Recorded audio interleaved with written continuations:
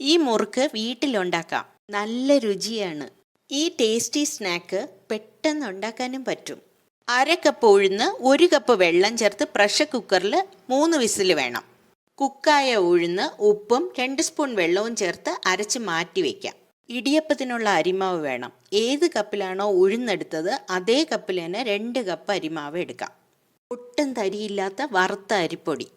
അരിമാവിൽ 1 spoon എള്ള്, 1/2 spoon ജീരകം, 2 spoon എണ്ണ നന്നായി ചൂടാക്കി ചേർത്തിട്ട് കുക്ക് ചെയ്ത് അരച്ച ഉഴുന്നുമാവും ചേർത്ത് കുഴച്ചെടുക്കാം.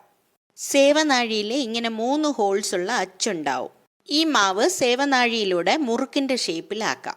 ഒരുപാട് ഉപയോഗങ്ങളുള്ള ഇതുപോലെ ഒരു ബേക്കിംഗ് മാറ്റ് ഉണ്ടെങ്കിൽ ഇങ്ങനെ എളുപ്പത്തിൽ എടുക്കാൻ പറ്റും. തിളയ്ക്കുന്ന എണ്ണയിൽ വറുത്തെടുക്കാം.